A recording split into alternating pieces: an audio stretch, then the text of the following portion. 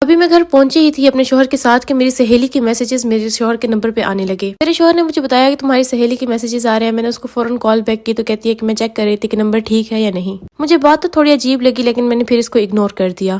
اس کے بعد جتنے دن میرا شوہر گھر رہا، میری دوست کا روز کوئی نہ کوئی کال یا میسج آ جاتا اور میں اس سے بات کر لیتی تھی۔ اور پھر میرے شوہر تقریباً 1.5 مہینہ رہنے کے بعد دوبارہ آؤٹ آف سٹی کام کے سلسلے میں چلے گئے، لیکن ان کا یہ جانا میرے لیے اتنی بڑی تباہی لے کر آئے گا میں نے یہ سوچا بھی نہیں تھا۔ میں جب بھی اپنے شوہر کے نمبر پہ کال کرتی تو تقریباً ان کا نمبر بزی آتا اور میں کال اپنے گھر کے نمبر سے کرتی تھی۔ میرے پوچھنے پر وہ یہ کہتے ہیں کہ میں ایک کاروباری بندہ ہوں، مجھے کئی لوگوں کی کالز آتی ہیں، میں نے اپنے کئی معاملات کو دیکھنا ہوتا ہے۔ اور ان کا یہ جواب سن کر کچھ حد تک میں بھی مطمئن ہو جاتی تھی کیونکہ میں جانتی تھی کہ میرے شوہر کی لائف بہت زیادہ بزی ہے۔ کچھ دن بعد ایسا ہوا کہ میرے شوہر کا ایکسیڈنٹ ہو گیا اور مجھے ایمرجنسی میں ان کے پاس جانا پڑا۔ جس شہر میں میرے شوہر کا کاروبار تھا وہاں پر انہوں نے ایک چھوٹا سا گھر بھی بنایا ہوا تھا۔ بہرحال گئی تو میں ایکسیڈنٹ کی وجہ سے تھی لیکن وہاں پر میرا سٹے پرمیننٹ ہو گیا، لیکن میرے شوہر کا دھیان بالکل بھی میری طرف نہ ہوتا اور اس بات نے مجھے پریشان بھی کافی حد تک کیا۔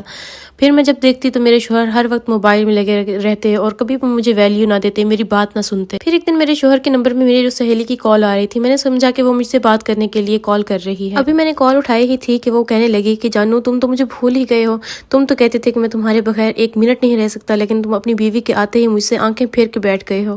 یہ بات سننی تھی کہ میرے پاؤں تلے سے زمین نکل گئی اور میرا شوہر جب نہا کر واش روم سے باہر آیا تو میرا موڈ کافی خراب تھا۔ اس نے پوچھا تو میں نے بتایا کہ میری دوست کی کال آئی تھی تمہارے نمبر پہ اور وہ تم سے اس طرح سے بات کر رہی تھی۔